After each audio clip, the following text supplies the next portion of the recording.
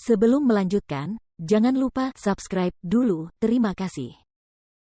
Bab 144 Perang Penawaran untuk Esne Geosentris. Mendengar barang lelang berikutnya adalah geosentrik Esne, mata Huang Xiaolong berbinar. Akhirnya, sudah sampai. Huang Xiaolong melihat ke arah panggung, memperhatikan saat seorang staf rumah lelang dengan hati-hati membawa botol giok ke atas panggung, dan juru lelang menerimanya dengan wajah serius. Botol giok itu berwarna hijau giok yang hangat, penuh kehidupan dan semangat. Juru lelang meletakkan botol giok hijau dengan hati-hati di atas meja dan melihat ke sekeliling para tamu sebelum berkata, saya yakin semua orang mengetahui manfaat ajaib dari geosentrik Esne dan tanpa penjelasan lebih lanjut, saya tidak akan mengoceh dan membuang-buang waktu semua orang. Botol giok ini terbuat dari inti giok bermutu tinggi, dan di dalamnya terdapat geosentrik Esne. Di dalam botol giok ini, tidak peduli berapa lama waktu berlalu, manfaat pengobatannya akan tetap ada dan totalnya ada 6 tetes. 6 tetes. Gelombang kegembiraan lainnya menyerbu para tamu di aula. Huang Xiaolong juga tercengang. Terlintas dalam pikirannya bahwa paling banyak, hanya 2 tetes geosentrik Esne yang akan dilelang. Lagi pula, untuk harta karun seperti geosentrik Esne, bisa mengambil 2 tetes untuk dilelang sudah merupakan suatu keberuntungan. Pembentukan satu tetes Esne geosentris memakan waktu 10.000 tahun, bahkan mungkin belasan ribu tahun. Tawaran awal untuk botol geosentrik Esne ini adalah 3 juta. Pada saat berikutnya, juru lelang mengumumkan angka yang membuat sebagian besar pasukan kehilangan arah. 3 juta. Kalau dulu Huang Klan Manor, sekalipun menjual seluruh Huang Klan Manor, mereka tidak akan pernah bisa mendapat uang 3 juta. Pasukan kecil dan menengah yang ingin ikut serta dalam penawaran geosentrik Esne merasa seperti basah kuyup dalam badai hujan es dingin dari ujung kepala sampai ujung kaki. Mereka hanya bisa menyerah pada niat untuk ikut serta dalam penawaran tersebut. 3.100.000. Meski begitu, beberapa saat setelah suara juru lelang berakhir, sebuah tawaran terdengar dari salah satu ruang tamu pribadi. Huang Xiaolong menoleh ke arah ruangan nomor 9 karena pemilik suara itu terdengar familiar. Itu suara Yang Zeng, kata Fei Hao. Suara Yang Zeng. Kebenaran itu mengejutkan Huang Xiaolong, tidak heran dia merasa suara itu terdengar familiar. Dia tidak memikirkan Yang Zeng, tetapi Fei Hao pasti bisa tahu siapa pemiliknya jika itu adalah Yang Zeng. Yang Zeng, kalau begitu, maksudnya Yang An, Yang Dong, dan siapapun dari keluarga yang ada di kamar 9. 3.500.000. Dan beberapa detik kemudian, suara lain terdengar dari kamar tamu pribadi 11. Kepala Huang Xiaolong menoleh ke arah kamar 11, itu adalah Ning Wang. Suara ini milik patriark keluarga Ning, Ning Wang. Kemudian, kamar 12 menawar, 3.600.000. Suara Yu Chen dari Sekte Pedang Besar. Huang Xiaolong mencibir tidak ada satupun orang yang bersuara dalam tawaran sebelumnya, tapi sekarang hidangan utama sudah ada di sini, mereka tidak bisa duduk diam lagi, memperlihatkan diri mereka sendiri. Dia yakin orang-orang ini tahu dia duduk di kamar 5 sejak dia menawar pedang panjang South Parting untuk adik perempuannya. 5 juta. Setelah suara Yu Chen dari Sekte Pedang Besar berakhir, Huang Xiaolong menghitung jumlahnya, merentangkan kelima jarinya dengan malas. 5 juta. Angka itu menghantam para tamu bagaikan petir, dan tampaknya bergema lama di aula lelang yang besar, bergema di gendang telinga. 5 juta. Siapa yang duduk di ruang pribadi nomor 5? Kedengarannya seperti Huang Xiaolong. Terungkapnya identitas ini menimbulkan gelombang besar di kalangan orang-orang di bawah. Duduk di kamar 11, Ning Wang mencibir dengan nada menghina, anjing kecil Huang ini benar-benar kaya raya, hanya mengeluarkan 5 juta.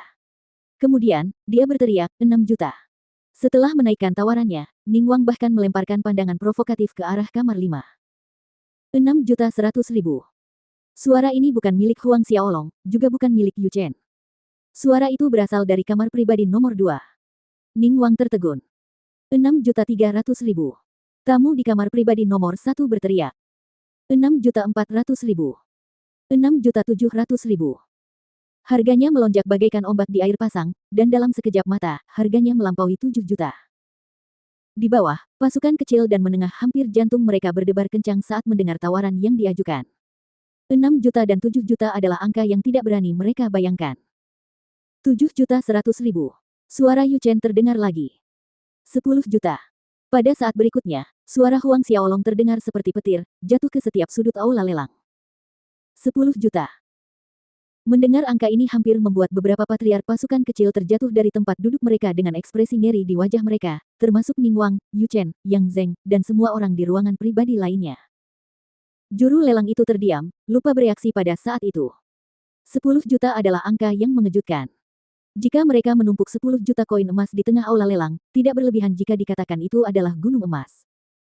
Balai pelelangan tidak dapat tenang untuk waktu lama. Waktu telah lama berlalu, namun semua orang masih dalam keadaan terkejut. Tamu di kamar pribadi nomor 5 mengajukan tawaran sebesar 10 juta, apakah ada yang ingin menaikkan tawarannya?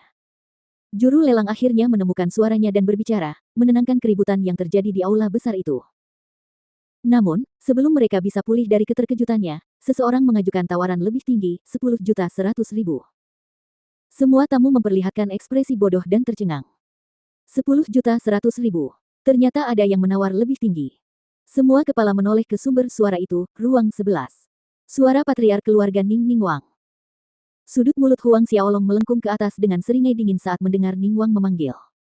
Dilihat dari situasinya, orang-orang dari paviliun awan cerah juga ada di sini. Hanya kekuatan seperti paviliun awan cerah yang masih bersedia menawar setelah harganya mencapai 10 juta. Meskipun keluarga Ning bela diri memiliki status sebagai salah satu keluarga super di kerajaan Baolong, Ningwang sendiri tidak akan bersedia mengeluarkan lebih dari 10 juta uangnya sendiri untuk berperang dengannya. 20 juta. Masih di tengah keterkejutan yang disebabkan oleh 10 juta 100 ribu milik Ningwang, suara Huang Xiaolong mengguncang kerumunan. Mendengar 20 juta, seperti melihat dan mendengarkan sambaran petir raksasa yang menyambar langit cerah, otak dan gendang telinga mereka seakan berdengung terus-menerus dengan kata-kata 20 juta. Mereka bahkan tidak tahu di mana mereka saat ini berada. Palu juru lelang membeku di udara karena dia sangat terkejut. Yu Chen dari Sekte Pedang Besar membeku di kursinya. Yang Zeng, Yang Dong, dan Yang An semuanya membeku. Duduk di sebelah Ningwang di kamar pribadi nomor 11 adalah seorang lelaki tua kurus. Cahaya dingin melintas di matanya, dan suaranya yang dingin terdengar, 20 juta untuk menawar geosentrik Esne, Huang Xiaolong ini benar-benar unik, tidak heran bahkan kau takut padanya. Ningwang merasa malu mendengar perkataan lelaki tua itu, tetapi dia tidak membantahnya. Malah, ada jejak rasa gentar di wajahnya saat menghadapi lelaki tua yang mengenakan jubah yang melambangkan paviliun awan cerah. Bajingan kecil ini pasti gila karena membeli geosentrik Esne seharga 20 juta. Di kamar pribadi nomor 9, Yang Zeng mendengus dingin. Meskipun geosentrik Esne adalah obat ajaib, obat itu hanya memiliki efek pada prajurit di bawah alam Siantian, dan tidak memiliki banyak efek pada ahli Siantian.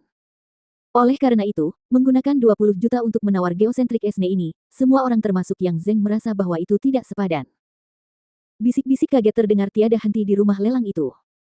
Meskipun demikian, di tengah kerumunan yang terkejut, Huang Xiaolong mendapatkan geosentrik Esne dengan harga 20 juta. Setelah Huang Xiaolong membayar 20 juta koin emas, pelayan itu sendiri datang untuk meletakkan botol geosentrik Esne di tangan Huang Xiaolong. Sambil memegang botol hijau berbentuk hati giok, Huang Xiaolong sangat gembira akhirnya, botol itu ada di tangannya. Di mata orang lain, geosentrik Esne ini tidak bernilai 20 juta, tetapi bagi Nine Tripod Commerce milik Huang Xiaolong, yang paling kurang bukanlah uang. Dan di mata Huang Xiaolong, itu bernilai setiap koin emas. Dengan ini, dia pasti bisa maju ke puncak Ordo ke-10 akhir sebelum kompetisi tahunan akademi berakhir.